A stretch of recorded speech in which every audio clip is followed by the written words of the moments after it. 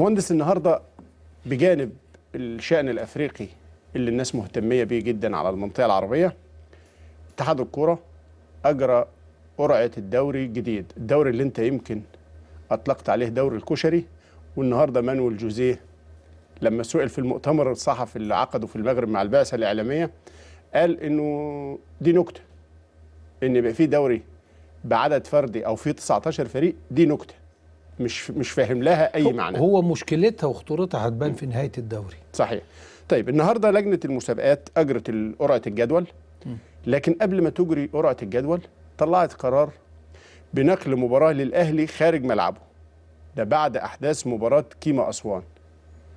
وقال إن موقع اتحاد الكرة إن اللجنة قررت برئاسة المهندس عامر حسين في الاجتماع اللي عقد ظهر اليوم نقل مباراة محلية للأهلي خارج ملعبه وتحمله كافة التلفيات التي أحدثتها جماهيره في مباراته مع كيما أسوان الثلاثاء الماضي في كأس مصر. أنا شايف إن ده أولا كده قرار استعراضي من الدرجة الأولى. استعراضي، لأن أنت لما تسمع مراقب المباراة قال إيه؟ عقب المباراة مباشرة أيوه قال إحنا استغربنا. الأمن عمل كده. لا سيبك من الأمن، علاقة الأمن دي علاقة الأمن بالجماهير وما حدث، ده موضوع على جنب. لكن قال إن ما فيش علاقة بين ما حدث وأحداث المباراة. أيوه المباراة طيب أولا دي مباراة كأس والمسؤول عنها اتحاد الكرة. دي نقطة مهمة تنظيمية. كويس. يعني المباراة دي لو كانت في أسوان كان هيحمل الجمهور أسوان؟ لا طبعا. طيب إذا تحميل الجمهور هنا مسألة غير مفهوم. لا تحميل الجمهور ماشي، يعني تحميل النادي في سياق ما حدث من اشتباكات حاجة وثبت أن الأمر ليس له علاقة بالمباراة. تمام. فكون يحمل النادي الأهلي هذا قرار كالعادة استعراضي. وأنا شايف أنه بيلبي الكلام اللي قاله كابتن سمير زاهر عشان يبان أنه خد قرار في هذا الشأن، ولكنه لم يأخذ هذا القرار في هذا الشأن. القرار كان يجب أن يكون موجه للجماهير، لكن أنت تبتديها أولا كده بنقل مباراة، يعني ماشي. إذا كانت هتؤدي إلى انضباط المسابقة ربما يكون ثمن يدفعه الأهلي صاغرا راضيا، ولكن الأيام بيننا. لأنه هل هياخد يعني دلوقتي الأول لازم نفهم القرار بان عليه. ما ممكن يجي يقول لك عشان الشماريخ، واحنا عدلنا اللائحة السنة دي بقت الشماريخ نقل مباراة. إذا كان هذا الكلام هيتقال يبقى خلاص اللائحة كده. هو لو اتقال، ما هو في نقطة منطقيا وقانونيا، لو اللائحة اتغيرت وهذه العقوبة وفقا للائحة الجديدة، فعلى الأقل اللائحة الجديدة لم تعرض بعد على جمعية عمومية، ودي مباراة لم ترسل للأندية، ودي من مخلفات الموسم الماضي. ما هيشوف يعني أنت بتحكم هذه المباراة على لائحة جديدة وهي قديمة. شوف الالتباس القائم الآن. شوف الالتباس القائم الآن. ولكن أنا يعني دي وجهة نظر شخصية، لا لا لا لا أحملها لأحد. أنا شايف إنه قرار يعني بيحامل النادي الأهلي شيء لم يرتكبه. يعني لا أثناء المباراة مراقب المباراة نفسه. مراقب المباراة قال لك المباراة انتهت. طب المباراة انتهت، حصل اشتباك بين ناس لأسباب أخرى. واحنا بنرفض ما قام به جماهير الألتراس من سباب موجه إلى رجال الأمن، بنرفضه تماما. وبنقول إن لو كان بعد ضبط النفس لخرج وانصرف الجميع دون حدوث باقي التداعيات. ولكن هذا مش مجال تحقيقنا، احنا سايبينه للجهات المسؤولة تشوف مين اللي أخطأ ووصلت له إيه. العقوبة هنا بالشكل ده النادي الأهلي يدفع ثمنها بشكل مبالغ فيه. ولكن أيضا أرجع أقول لك، عايز أعرف، يا ريت حد يجي لنا استندوا إلى إيه؟ هل استندوا إلى تقرير مراقب المباراة وإن العقوبة بتاعت الشماريخ بقت نقل المباراة، ولا استندوا إلى أن في أحداث شغب حدثت أثناء المباراة؟ لم يحدث شيء أثناء المباراة. هل النادي هيبعت للجنة المسابقات يستفسر؟ ما أعرفش. أنا ما أعرفش. في انتظار عودة يعني أنا دائما أترك لكل جهة اختصاصها. أنا هذا قرار مفاجئ العصر اليوم. هل مجلس إدارة النادي الأهلي كان مجتمعا اليوم؟ هل ناقش هذا الأمر؟ هل لحقوا وتبلغوا به؟ هل الأمر هيترك لجنة الكرة، جهاز الكرة؟ هناك الكثير من الأمور. لكن طبعا لجنة مسابقات استندت إلى رغبة النادي الأهلي في المساعدة على توفير الانضباط إلى المسابقة وإلى الشارع المصري، فربما خدوا هذا القرار ومطلوب من الأهلي التعاون فيه. فدي شأن علوي. يعني. لكن أنا بقول انا ما شايف ان المباراه كان فيها حاجه. دي احداث واحنا وصفناها المره اللي فاتت، حدث سياسي على مسرح رياضي بالظبط بعد اغلاق ستار النهائي. طيب اتحاد الكره النهارده من خلال اجتماع لجنه المسابقات اعلن قرعه جدول الدوري الممتاز الجديد، الدوري الاعجوبه. هتجيبوا لنا حد من المسابقات يقول لنا بس عشان نبقى بعد كده لو هي دي عقوبه الشماريخ هنقبل. مؤكد هيكون من المهم ان تواصل المهندس عامر حسين معانا يا رب. بس انا عايز اقول لك انه قرعه الجدول جدول الدوري هيبدا 14 اكتوبر. خد بالك المهندس عامر حسين يمكن الاعداد بيقول لي بيلعب ماتش كوره دلوقتي، واضح انه بيستعد بدنيا. لا يعني طب ما شوف لنا المهندس ايهاب ليه، شوف لنا حد يعني الاسبوع الاول النادي الاهلي هيبدا الدفاع عن اللقب امام حرس الحدود. دي القرعه اللي نزلت بالظبط. الزمالك هيكون في ضيافه وادي دجله، بينما الداخليه هيلعب مع الاتحاد السكندري، انبي هيلعب مع الجونه، الاسماعيلي هيستضيف بتروجيت، ومصر المقاصه هيستضيف تليفونات بني سويف، وغزل المحله مع المصري، وطلائع الجيش مع المقاولين، والانتاج الحربي مع اتحاد الشرطه، وسموحه هو الباي في الاسبوع الاول. هو العقوبه بس عشان ابقى نقل مباراه محليه للاهلي، نقل ولا مباراه بدون جمهور؟ نقل مباراه لخارج القاهره، ما قالش بدون جمهور، فقط نقل المباراه. طب ومين قال لي ليه؟ طب ما تعمل لي مباراه بدون جمهور، هو مين اللي غلط هنا؟ حتى لو افترضنا ان الجمهور اللي اخطا، بتنقل لي انا ليه مباراه بره ملعبي؟ يعني يفهم من هذا ان مباراه الاهلي الاهلي وانبي هتكون تنظيميا لانبي، ففيما بعد أنا بس يعني هو بيتكلم على الكاس ولا بيتكلم على الدوري؟ اقرب مباراه محليه هتنطبق على الكاس، ولو ما فيش كاس هتنطبق على الدوري. اذا مباراه الكاس اقرب مباراه محليه ينظمها الاهلي. طب ما دي ما كانش بينظمها الاهلي دي الا اذا اعتبروه كان بينظمها. اعتبروه كما اسوان والاهلي، فالاهلي اللي بينظمها. طيب الاهلي وانبي مين المسؤول عن تنظيمها؟ الاهلي. اقرب مباراه الاهلي هينظمها انبي اقرب مباراه الاهلي هينظمها في كاس مصر قبل النهائي لو كمل مشواره في البطوله ان شاء الله، وربما تكون وفقا لسياق مجرى البطوله تكون مع الاسماعيلي.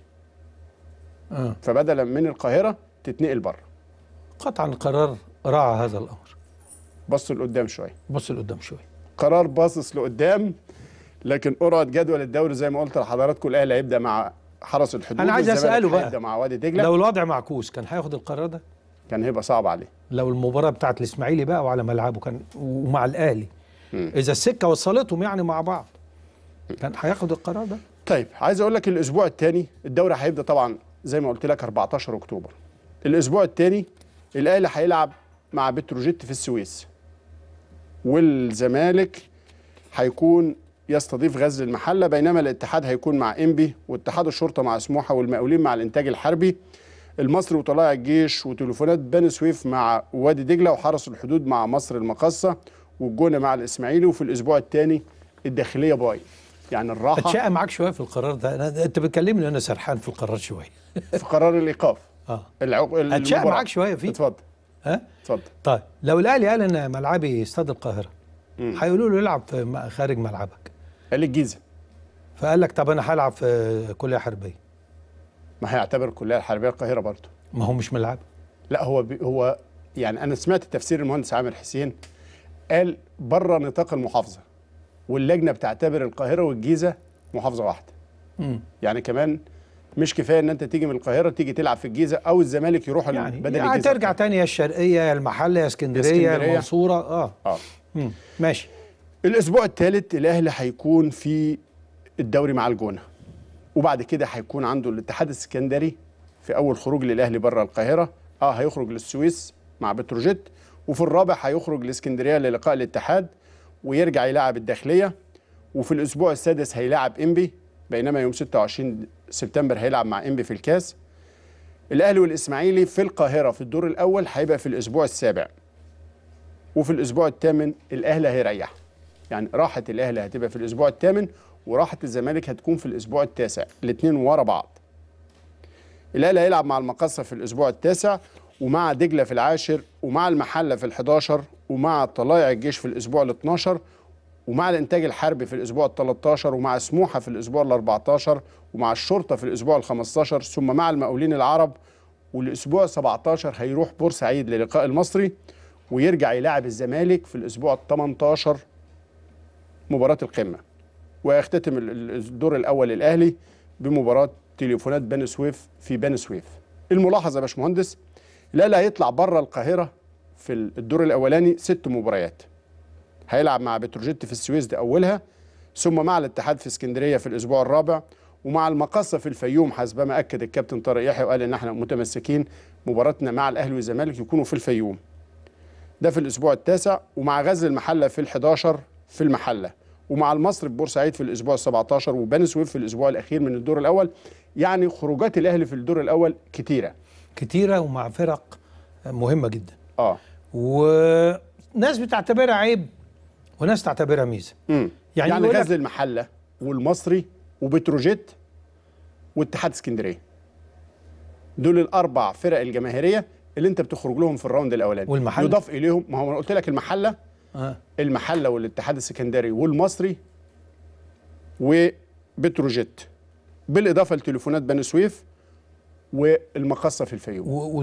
المقصه في الفيوم على فكره بقى ماتشين في منتهى الصعوبه، لان ملعب الفيوم وملعب تليفونات بني سويف هيلعبوا فين؟ حتى الان في ملعبهم. فين يعني؟ في اسيوط؟ في بني سويف الا اذا الظروف طيب الامنيه. خروجات مهمه يعني باختصار. اللي هتتعبوا في الاول هترتاحوا في الاخر، هتجنيه بعد كده. لكن في الاول هل انت عايز تلعب على ارضك وتبقى مرتاح وتحاول تجمع اكبر عدد من النقط ويريحك، يبقى رصيد تدخل للدور الثاني او العكس؟ لان الدور الثاني مش هيبقى عندك خروج الا للاسماعيلي. النادي انا بقول لك حاجه، الحسبه مش هتكون بره وجوه ده السنه دي.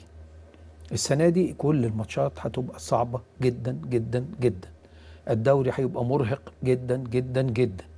الفرق التي تحظى باسابيع في الراحه هي وبختها بقى. مين الراحه دي هتكون قبل مين؟